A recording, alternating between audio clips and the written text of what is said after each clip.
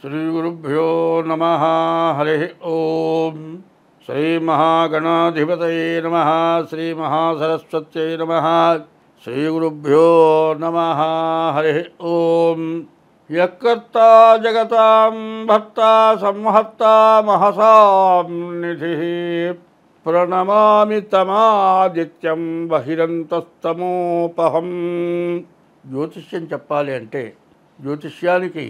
జ్యోతిష్యం ఎవరి వల్ల జరుగుతుంది అనేది తెలియాలి. యకర్త, కర్త అనేవాడు ఎవడు? జగతాం భర్త, జగతిని మొత్తాన్ని భరించేవాడు భర్త, జగతిని మొత్తాన్ని పోషిస్తున్నాడు.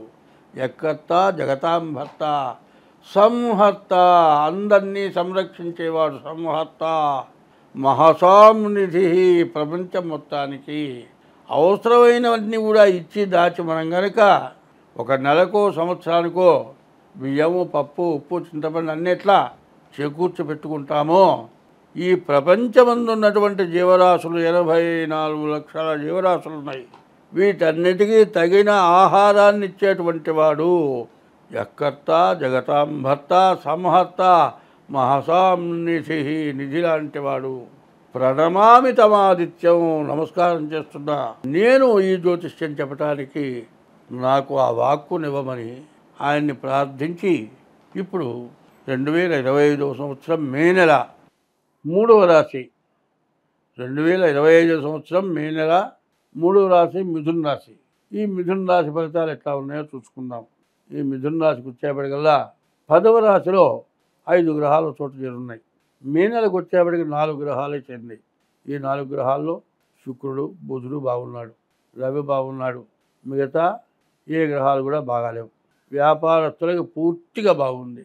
వ్యాపారస్తులకు వ్యాపారాలు బాగా సాగుతాయి. చదువుకునే వాళ్ళకి మాత్రం చాలా కష్టంగా ఉంటుంది. చదువు విషయంలో చాలా జాగ్రత్తగా ఉండాలి. మరి వివాహ విషయంలో బాగుంటుంది. ఈ మిథున రాశికి వివాహం జరగడానికి కానీ, ఇంటికి సంబంధించిన వస్తువులు అమ్ముకునే వాళ్ళకి కానీ, వివాహానికి సంబంధించిన వస్తువులు అమ్ముకునే వాళ్ళకి కానీ, బంగారు ఆభరణాలు తయారు చేసి అమ్మే వాళ్ళకి కానీ, గృహోపయోగ వస్తువులు మంచాలు పరుపులు ఇంటికి డెకరేషన్ సామాన్లు ఇటువంటి వాళ్ళందరికీ కూడా, బిల్డర్స్ వీళ్ళందరికీ కూడా బాగుంది. కానీ వ్యాపారస్తులకు కూడా చాలా బాగుంది. బాగుండనిది ఎవరంటే చదువుకునేటువంటి పిల్లలు, ఉద్యోగం చేసేటువంటి వాళ్ళు, ఉద్యోగంలో ప్రమోషన్కి పోయేటువంటి వాళ్ళు, వీళ్ళకి చాలా కష్ట నష్టాలు ఎక్కువగా కనబడుతూ ఉన్నాయి.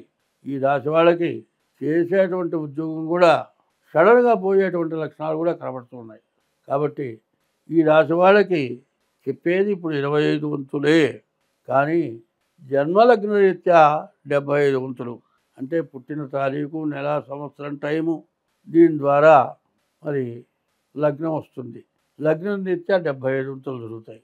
రాశి రీత్యా 25 వంతులే జరుగుతాయి. కాబట్టి మీ డేట్ ఆఫ్ బర్త్ ద్వారా మీ జాతకం చూపించుకోవటం చాలా అవసరం. తర్వాత చాలామందికి ఎవరిని పుట్టిన టైం రాయలేరు, తెలియదు, ఎట్లా చేయమంటారని అడుగుతారు. మీకు హస్తసాముద్రిక ద్వారా 60 వంతులే వస్తుంది.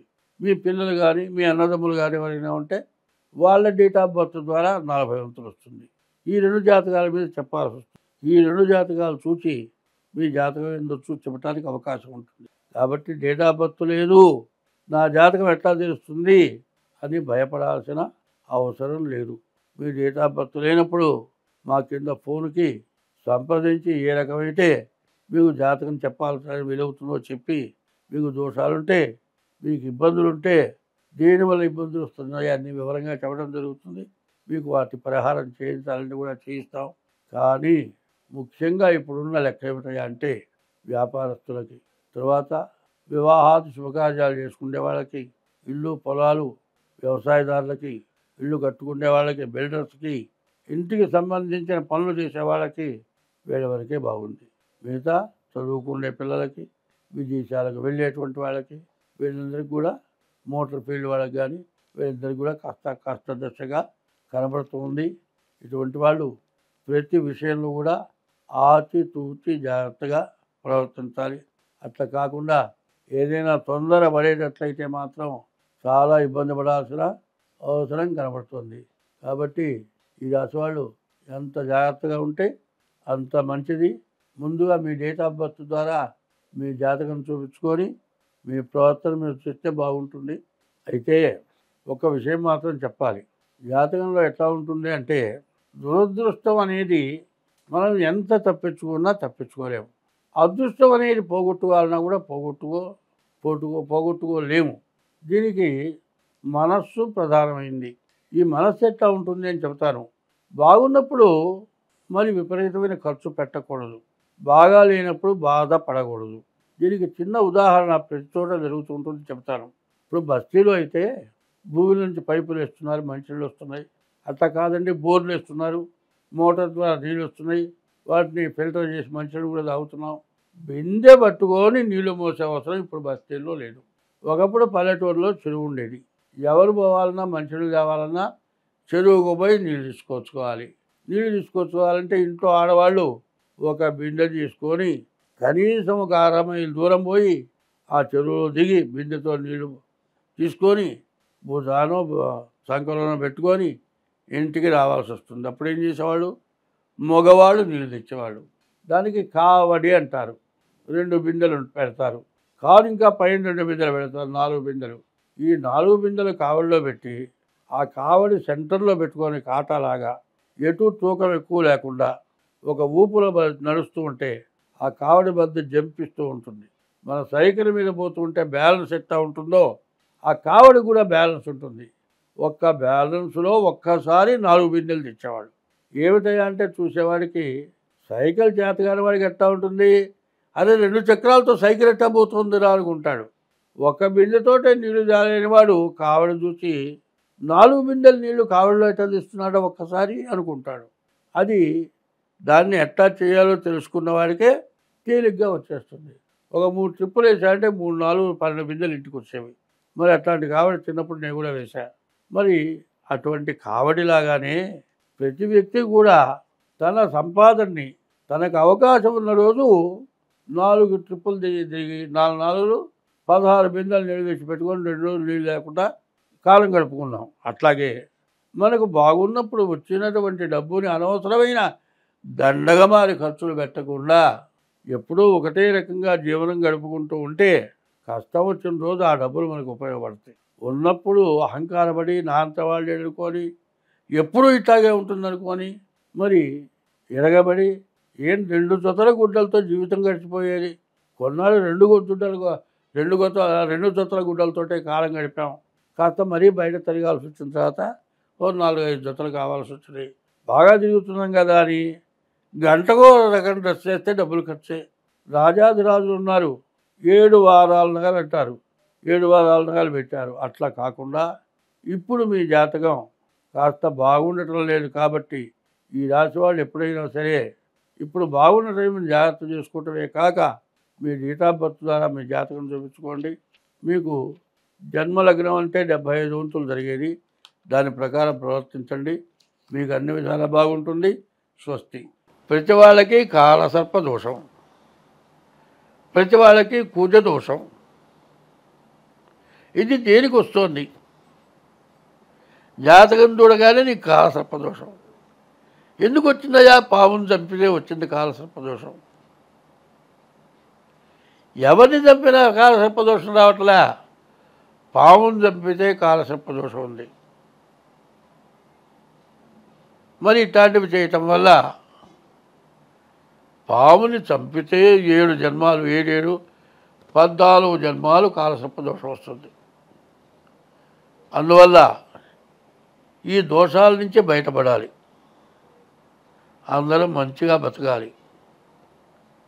హిట్లరు ప్రపంచాన్ని గెలవాలని యుద్ధం చేసి చివరికి శవాన్ని తీసుకెళ్లే రోజు ఆ చేతులు బయట పెట్టుకున్నట్ట.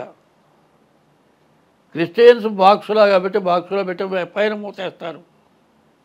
2 చేతులు ఇట్లా దాపాడు. వాడికి ఏమీ లేదు, అన్నీ ఉన్నాయి.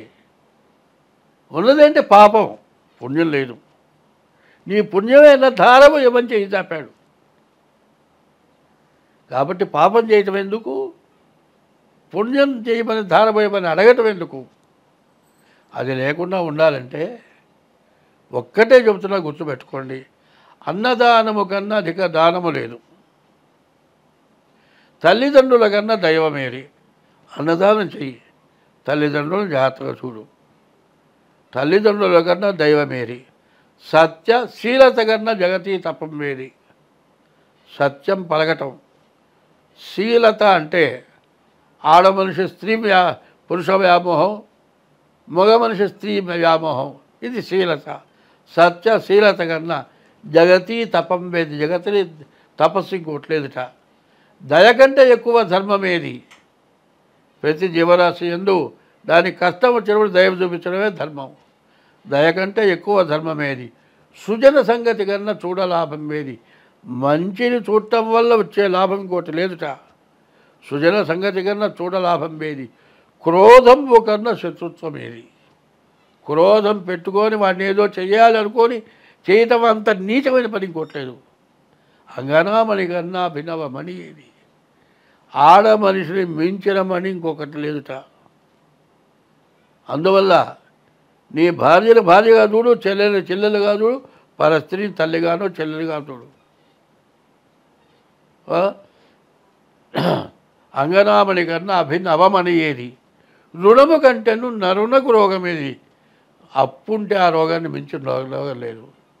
రుణము కంటేను నరునకు రోగం ఏది. ధరణి అపకీర్తి కంటేను నరకం ఏది. వీడు దుర్మార్గుడు అనేటువంటి పేరు కంటే నరకం ఇంకోట్లేదు. ధరణి అపకీర్తి కంటేను నరకం ఏది. సర్వదా కీర్తి కంటేను స్వర్గం ఏది. నీకు కీర్తి నువ్వు మంచి పని చేస్తే కనబడ అయ్యా నమస్కారం అంటాడు. దానంత స్వర్గం ఇంకోట్లేదుట. ఇది ప్రవర్తన ప్రతివాడికి కావాలి. జ్యోతిష్యం కానీ దేవతా పూజలు కానీ వీటన్నిటికంటే తల్లి తండ్రి గురువు దైవం ఇవి సక్రమంగా ఉంటే భార్యకి భర్త దైవం, భర్తకి భార్య దైవం. ఈ రకమైన ప్రవర్తన ఎవరికైతే ఉంటుందో వాళ్ళకి ఎప్పుడు ఎటువంటి కష్టము రాదు, నష్టము రాదు. నాబోటి వాడు చెప్పాల్సిన పని లేదు. స్వస్తి.